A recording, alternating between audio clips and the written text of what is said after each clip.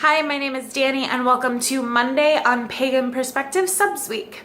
This week I have just enough time to film this before I head off to bed, so it'll be light on editing. Sorry about that. This week's question comes from Shadowfilter, and there are two. The first being, do we believe in secret society, like Freemasons, Illuminati?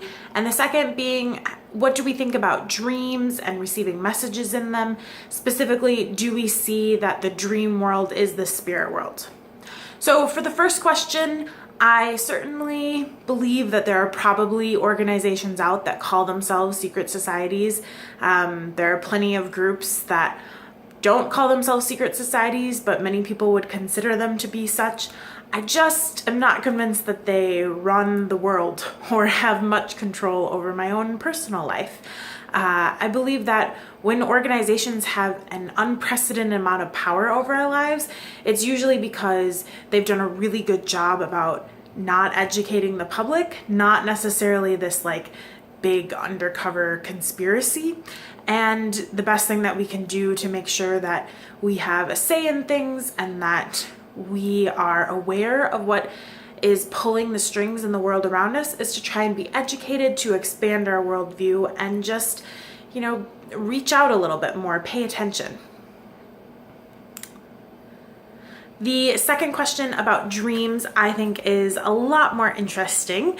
And I just want to first recommend the book by Nimue Brown. I'll put it in the description.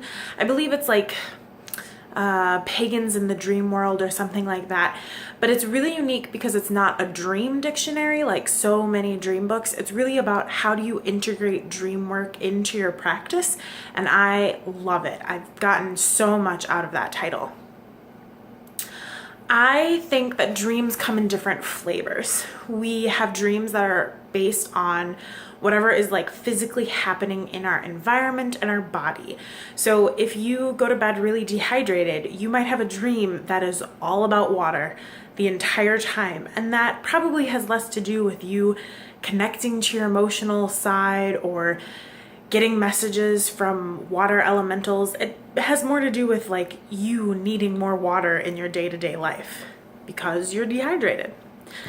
Then the other type of dream I think that is pretty common is one that you're just kind of working through whatever situation, stress, problem that you might be having in your day-to-day life. So if there's an issue going on at work and it's interpersonal and you're really struggling, you might have a dream where that person that you're having difficulties with at work shows up in a really unusual place. Or maybe you're working on this mundane problem that has nothing to do with what you do at work, but you're kind of subconsciously figuring out the solution.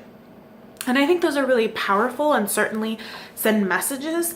But again, it's something where we should be paying attention to our lives and working to like take whatever the dream is telling us and integrating it in a really smooth and positive way. I mean, our brains, when we go to sleep, that's kind of their job, is to integrate that stuff, to establish memories, to give our bodies downtime. So dreams, I think, are a strong reflection of that biological action. But I do also think that sometimes we have more spiritual dreams, dreams that are perhaps messages from other worlds or deities or just our innate spirit. And those dreams tend to be a little bit more. And I almost want to say sparkle in a sense. There's not really a specific reason why you're having the dream. They're more potent, more magical feeling. They linger in your consciousness in a different way and maybe pop up later. I think sometimes kind of precog dreams often kind of flirt the edge of this.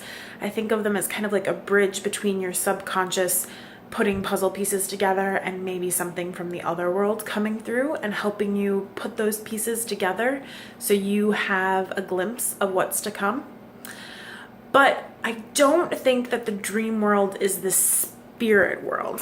I see the spirit world as a separate place for spirits and our ancestors. And we have tools and methodologies and places that we can go that help us bridge and see into that place, dreams being one of them.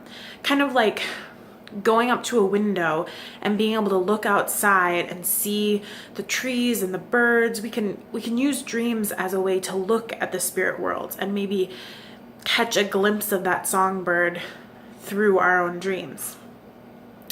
I also see kind of like the other world as a place where many pagans journey, many pagans work on integrating certain aspects of their practice or meet deities or spirit guides in this place. And I think of that as like a transitional place. It's where you might encounter some spirits, but it's not necessarily where you or the spirits live full time.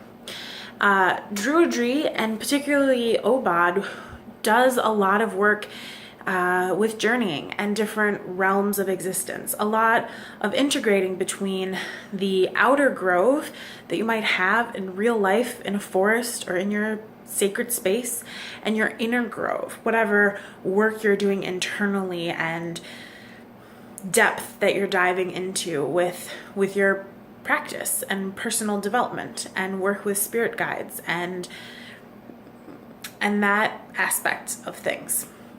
But I don't see them being exactly the same. The spirit world for me is just for spirits. Anyway, thanks for putting up with the really bouncy and poor quality of this video.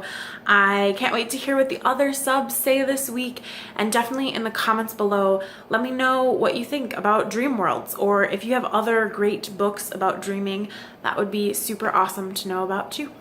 Thanks for watching, and as always, may you find peace in the sacred grove.